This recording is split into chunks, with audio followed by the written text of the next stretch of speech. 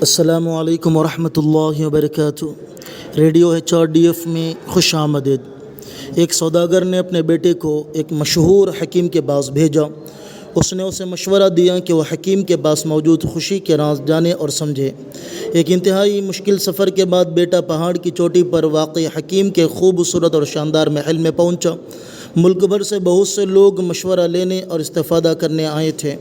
سوداگر کے بیٹے نے اسے اپنی آمد کا مقصد بتایا۔ حکیم نے اپنی لمبی داڑھی پر ہاتھ پھیرتے ہوئے کہا، میں ابھی تھوڑا مصروف ہوں، آپ اس محل میں گھوم پھر کر 2 گھنٹے بعد آنا۔ پھر اس نے ایک چھوٹا چمچ جس میں تیل کے 2 قطرے تھے اسے دے کر حکیم نے اس سے کہا، یہ اپنے ہاتھ میں پکڑو، دھیان رہے کہ چلتے وقت تیل نہ گرے۔ وہ 2 گھنٹے تک محل کا چکر لگاتا رہا۔ اس نے محل کی کئی سیڑھیاں چڑھیں۔ اس وقت اس کا سارا دھیان ہاتھ میں موجود چمچ پر تھا۔ حکیم نے اسے تیل کی بوندوں کو چھلکنے سے روکنے کی ہدایت کی تھی۔ 2 گھنٹے بعد اس نے اس سے پوچھا، کیا تمہیں محل پسند آیا؟ یہ میری دنیا ہے۔ اس نے جواب دینے کے لیے جدوجہد کی۔ اس کی ساری توجہ چمچے میں تیل کے قطروں پر تھی تو وہ محل یا اس کے نظاروں پر توجہ نہ دے سکا۔ جواب دینے سے قاصر، اسے ایک بار پھر حکیم نے کہا کہ محل کا دورہ کریں اور اس کے ساتھ شاندار مقامات کو دیکھیں۔ چنانچہ وہ دوبارہ محل دیکھنے نکلا۔ حکیم نے مشورہ دیا کہ وہ اب بھی چھوٹا چمچ اور اس میں تیل کے قطرے رکھیں۔ وہ محل کی شاندار خوبصورتی سے مسحور ہو گیا۔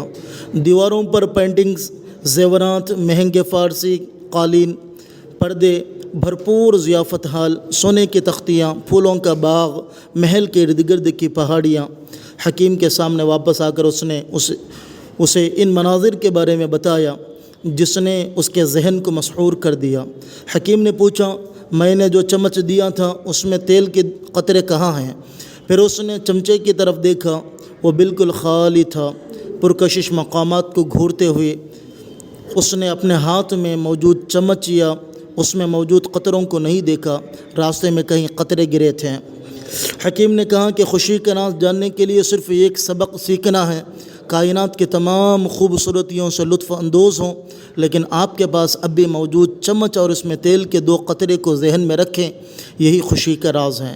یہ عالمی شہرت یافتہ برازیلین مصنف پاولو کوئلہو کی کہانی خوشیوں کا راز سے لیا ہے۔ ایک ایسی کہانی جو ہمیں یاد دلاتی ہے کہ زندگی کی ظاہری شکل میں اپنے باطنی اقدار کو کھونا نہیں ہے۔ 2 پروں والے پرندے کی طرح اسلام روحانیت اور مادیت کا مذہب ہے۔ روحانی کامیابی کے لیے اللہ کی طرف سے دیے گئے مادی وسائل کو ترک نہیں کرنا چاہیے۔ ہم جہاں بھی ہوں، ہمیں زندگی کے تمام شعبوں میں ہمیشہ تقویٰ کے ساتھ زندگی گزارنی چاہیے، تبھی ہم خوشگوار زندگی بسر کر سکتے ہیں۔ یاد رکھیں کہ دنیا کی رنگینیوں کی طرف متوجہ ہو کر تقویٰ کے قطروں سے محروم نہ ہوں اور آخرت سے محروم نہ ہوں۔ وَابْتَغِ فِي مَا آتَاكَ اللَّهُ الدَّارَ الْآخِرَةَ وَلَا تَنْسَ نَصِيبَكَ مِنَ الدُّنْيَا وَأَحْسِنْ كَمَا أَحْسَنَ اللَّهُ إِلَيْكَ وَلَا تَبْغِ الْفَسَادَ فِي الْأَرْضِ إِنَّ اللَّهَ لَا يُحِبُّ الْمُفْسِدِينَ۔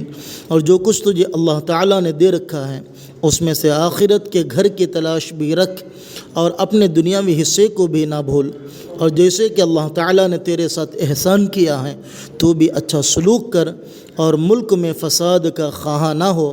یقین مان کہ اللہ مفسدوں کو ناپسند رکھتا ہے۔